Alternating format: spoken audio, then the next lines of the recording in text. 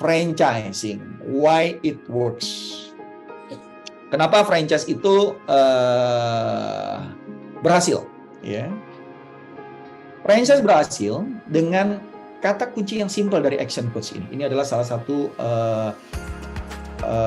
franchisor saya. Dulu saya membeli franchise Action Coach tahun 2008 untuk membeli sistem franchise yang saya sampai saat ini jalankan, ya, untuk saya bisa menjadi business coach. Ya. Action Coach adalah franchisor saya. Saya menjadi franchisee. In business for you, but not by you. Nah, ini poin penting, teman-teman. Bisnis ini untuk Anda, tapi bukan hanya dijalankan oleh Anda, sehingga Anda berbagi. Kenapa? Karena franchise itu 20% sistem, 80%-nya relationship. Ya, Anda harus bisa membina hubungan baik dengan para franchisee. Sistem itu 20%, Bapak Ibu. Ya, tapi kalau Anda sangat adaptif, Anda sangat fleksibel dalam membangun sistem yang kuat, relationship ini menjadi menunjang untuk Anda bisa tumbuh. Ya. Nah, waralaba adalah tentang bagaimana Anda membuat tim. Ya, together everyone achieve more. Ini yang paling penting, teman-teman. Di webinar saya 2 minggu yang lalu, ya, saya ceritakan hal yang berbeda dari yang hari ini. Sesi pertama saya waktu berbicara tentang waralaba adalah tentang bagaimana sistem membangunnya.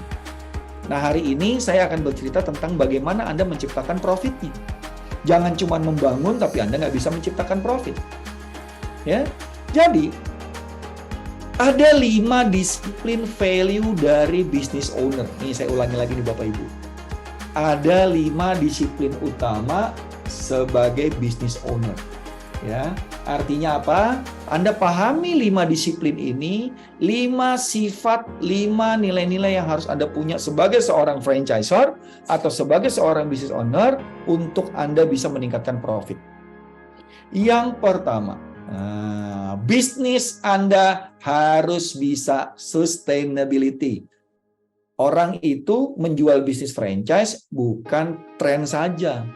Jangan sampai Anda menjual bisnis yang cuman tumbuhnya di area tren aja.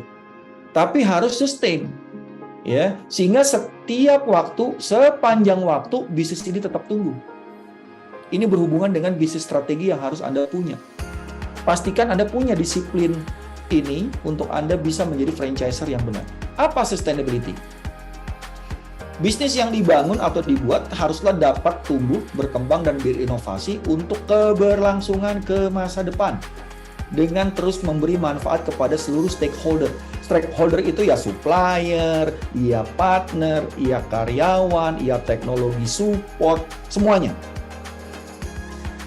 Simple caranya. Perhatikan 4 critical area ini. Ini Bapak Ibu bisa catat. Ya, 4 critical area ini yang membantu bisnis Anda sustainability. Yang pertama, bisnis harus selalu ada opportunity. Buka pasar baru, punya segmen baru, punya produk baru, teknologi yang baru, ya. Cara inovasi menu kalau makanan, inovasi terhadap sistem lebih mudah kalau sistem IT atau teknologi gitu ya. Yang kedua, leverage sistem.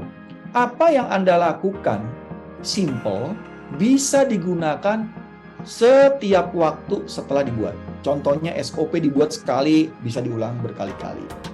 Anda buat sistem ide bisnisnya sekali bisa dinikmati berkali-kali. Itu namanya leverage. Ada strategi pengungkit untuk membuat bisnis ini tumbuh luar biasa. Ketiga, perhatikan scalability. Bagaimana membangun bisnis skalanya yang tanpa batas. Saat ini mencakup segmennya cuman kelurahan, besok bisa kecamatan, besok bisa kota. Bisnisnya tumbuh terus secara skala. Ya, Anda harus bisa jelasin kepada franchisee yang mau beli produk Anda.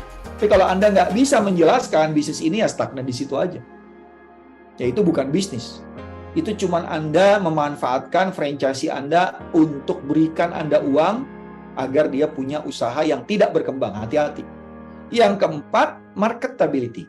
Bisnis itu bisa berkembang dengan sendirinya karena bisnis itu bisa dijual secara online. Ya, bisnis ini bisa diketahui secara online, bisnis ini bisa menjual dirinya sendiri. Itu namanya marketability.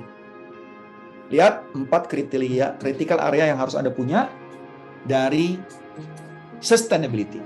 Oke, baru 1 disiplin. Bapak Ibu, ini aja udah banyak. Disiplin kedua, bisnis itu harus predictability. Nah, terprediksi. Kalau tadi bisnis strategi, sustainability, ini berurusan dengan business development. Apa? Business development itu predictability.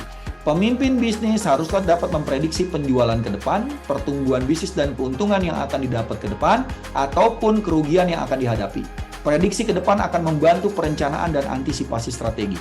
Teman-teman beli franchise, tanya, ini prediksinya berapa tahun ke depan bisnis ini bisa terus bertahan? Tanya.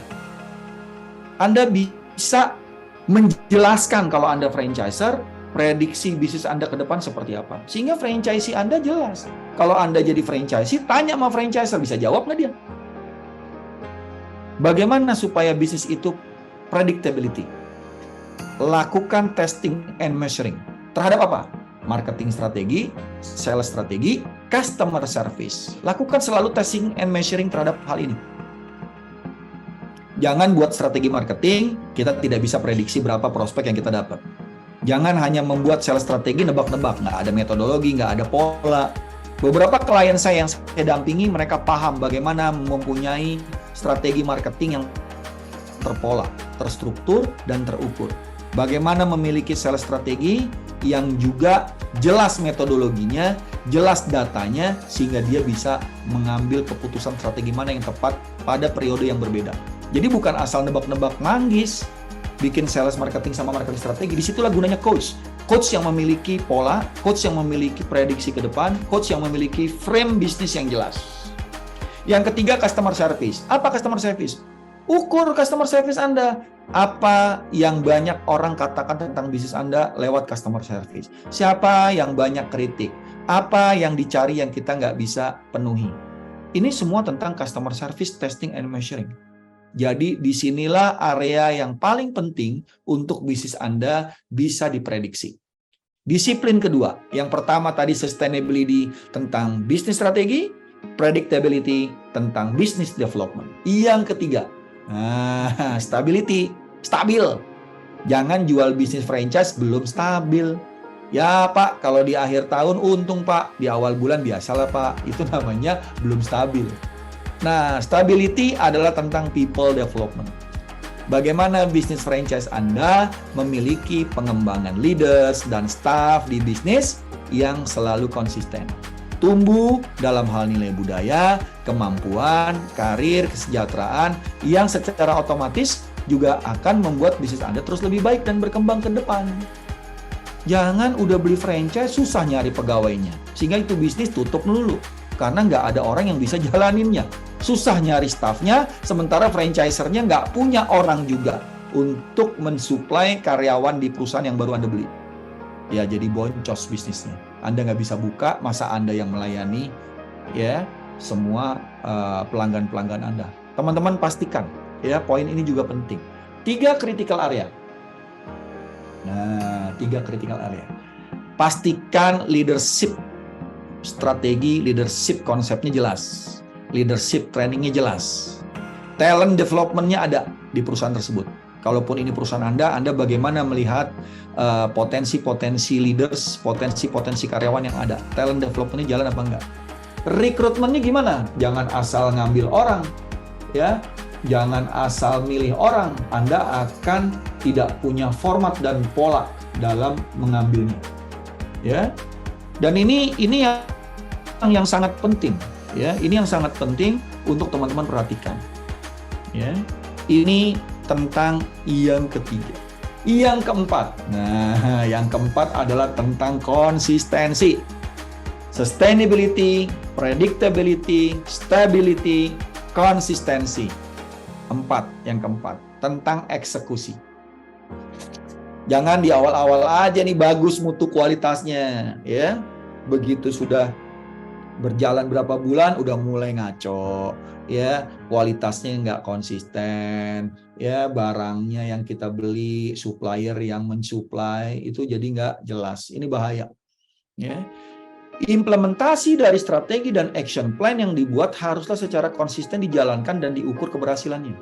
SOP bukan hanya dibuat untuk kelengkapan tool bisnis saja, tetapi merupakan panduan yang lengkap untuk dapat dilakukan secara konsisten. Silakan Bapak catat tuh tadi. Ya, sustainability, predictability, stability, konsistensi. Ya, ini sudah bisa dipenuhi belum?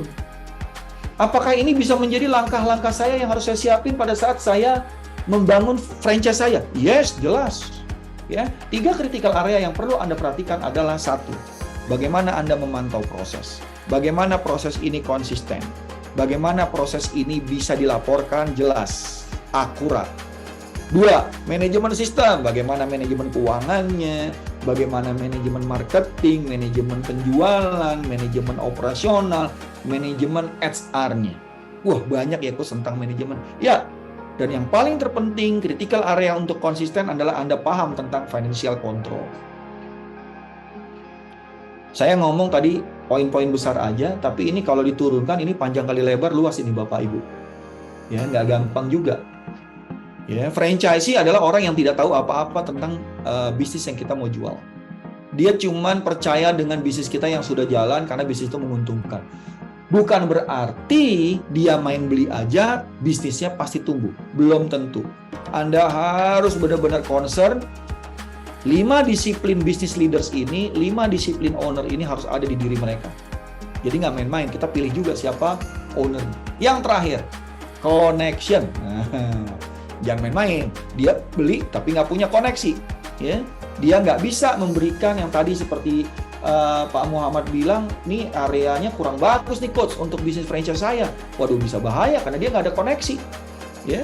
Hubungan dan konektivitas perusahaan dengan lingkungan harus memberikan manfaat dan nilai yang baik. Nah, pastikan ya mission responsibility jelas. Perhatikan 3 main ide ini. Core value-nya dari bisnis yang Anda mau jual jelas nggak? Sehingga leaders-nya juga jelas memberikan core value pada lingkungannya. Purpose bisnis ini jelas nggak? Ada targetnya nggak? Ada misinya nggak? Perhatikan. Dan apa yang kita berikan untuk giving back? Memberikan timbal balik kepada lingkungan, kepada karyawan, juga kepada bisnis support atau partner-partner kita di bisnis.